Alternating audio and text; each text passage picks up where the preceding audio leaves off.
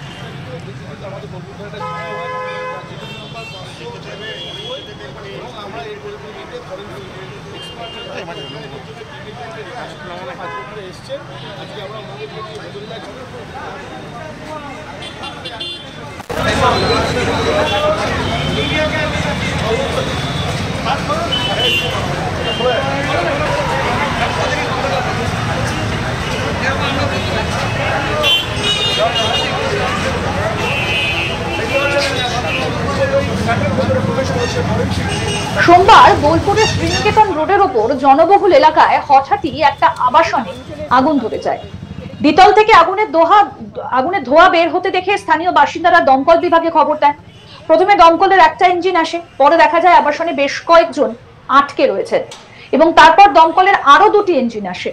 তবে দমকলের কাছে বড় কোনো ল্যাডার ছিল না। বাঁশের তৈরি সিঁড়ি অর্থাৎ মই দিয়ে বেয়ে কোনো রকমে আটকে থাকা বাসিন্দাদের উদ্ধার করেন দমকলের কর্মীরা। এই ঘটনায় স্বপন নন্দী এবং অঞ্জু নন্দী নামে 2 জনের মৃত্যু হয়েছে। আহত হয়েছেন 5 জন। জানা গিয়েছে এসি থেকেই আগুন ধরে গিয়েছে। আবাসনের নিচে থাকা স্কুটিতেও আগুন ধরে যায়, ফলে দ্রুত আগুন ছড়িয়ে পড়ে। এরপরেই আগুনের পরিস্থিতি সামাল দিতে অতিরিক্ত বীরভূম জেলা পুলিশ সুপার রানা মুখোপাধ্যায় এবং বোলপুরের এসডিপিওর নেতৃত্বে বিশাল পুলিশ বাহিনী কমব্যাট ফোর্স মোতায়েন করা হয়। বোলপুর দমকল বিভাগের ওসি সৌরভ মণ্ডলের নেতৃত্বে দমকল কর্মীরা আগুন আয়ত্তে আনার চেষ্টা করেন। ঘটনায় কার্যত অবরুদ্ধ হয়ে যায় শ্রীনিকেতন রোড। দেখুন।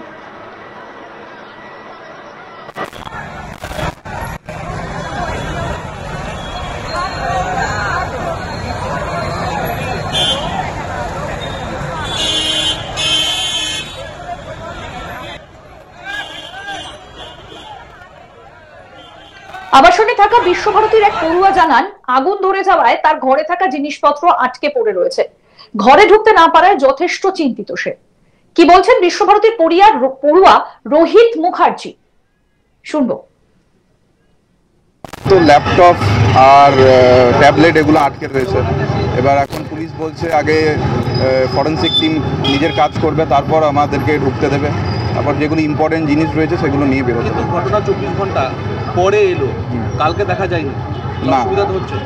হ্যাঁ, জিনিসপত্র যেগুলো আটকে রয়েছে সেগুলোর জন্য খানিক প্রবলেম হচ্ছে, কারণ ওগুলো ইম্পর্টেন্ট জিনিস। এবার ওগুলো এখনও জানি না নষ্ট হয়ে গিয়েছে নাকি, দেখা যাক কী হচ্ছে। পড়াশোনার অসুবিধা হচ্ছে? হ্যাঁ, পড়াশোনার ক্ষেত্রেও অসুবিধা খানিক হবে, মেন জিনিসগুলো পড়ে রয়েছে ভিতরে।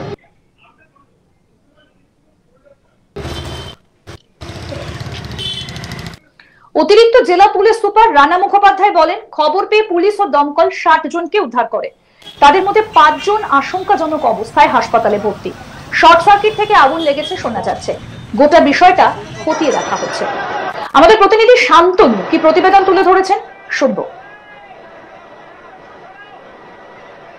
বোলপুরের পানগোড়ায় বিধ্বংসী আগুন, একাধিক পরিবারের বসবাস।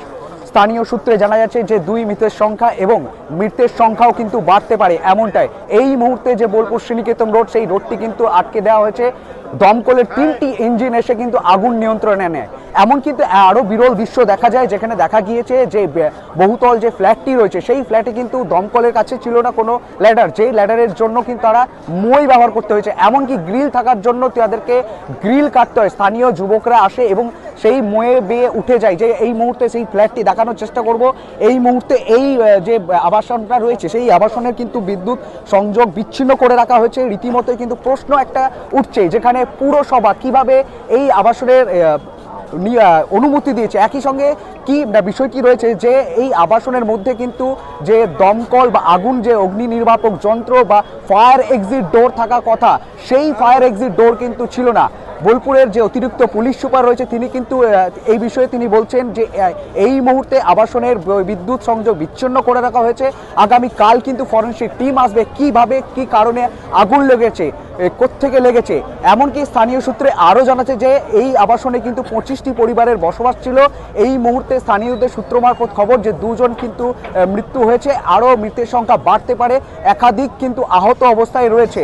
এই মুহূর্তে কিন্তু এই যে বোলপুর শ্রীনিকেতন রোড, সেই রোড কিন্তু এই মুহূর্তে ব্লক করে দেওয়া হয়েছে, যেখানে আহতদের উদ্ধার করা হচ্ছে এবং বোলপুর যে মহকুমা হাসপাতাল রয়েছে এবং বিভিন্ন হাসপাতালে কিন্তু তাদেরকে স্থানান্তরিত করা হচ্ছে। কিন্তু প্রশ্ন একটাই থাকছে, পুরসভার দিকে আঙুল উঠছে, পুরসভার দিকে, যেখানে যে এই আবাসন বানানো হয়েছে G6 ফ্ল্যাট, সেই ফ্ল্যাটে কিন্তু এক্সিট ডোর, ফায়ার এক্সিট ডোর ছিল কি ছিল না। রীতিমতোই দমকলের যে বাহিনী আসে তারা কিন্তু লোহার গ্রিল কেটে কিন্তু বার করতে হয়েছে আহতদেরকে। অগ্নিকাণ্ডের ঘটনা এবং এই ঘটনাকে কেন্দ্র করে রীতিমতো চাঞ্চল্যের সৃষ্টি হয়েছে। প্রথমে দেখা যায় দমকলের একটা ইঞ্জিন, কিন্তু তারপরে আরো বেশ কয়েকটা দমকলের ইঞ্জিন আসে। প্রাথমিকভাবে যেটা মনে করা হচ্ছে যে এসি থেকে শর্ট সার্কিটের ফলেই এই অগ্নিকাণ্ডের ঘটনা ঘটেছে এবং এলাকার বাসিন্দাদের মধ্যে একটা হুড়োহুড়ি পড়ে যায়, তাদের মধ্যে আতঙ্কের সৃষ্টি হয়। বেশ কয়েকজন আটকে ছিলেন, যদিও পরে দমকলের কর্মীরা তাদেরকে উদ্ধার করেছেন। একজন বিশ্বভারতীর পড়ুয়া রোহিত কি বলছেন শুনবো।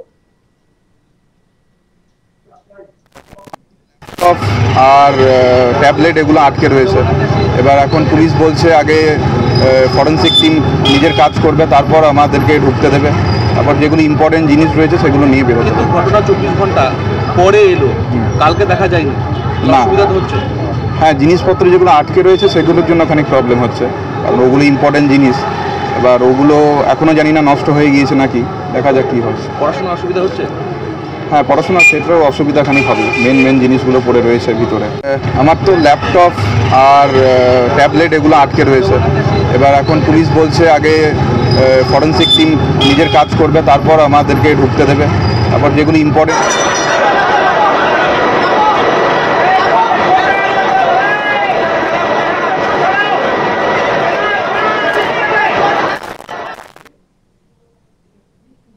আরো আপডেট পেতে দেখতে থাকুন আজ তাক বাংলা। সাবস্ক্রাইব করুন, নোটিফিকেশন পেতে বেল বাটন অপশন প্রেস করুন, হোয়াটসঅ্যাপে ফলো করুন আজ তাক বাংলা।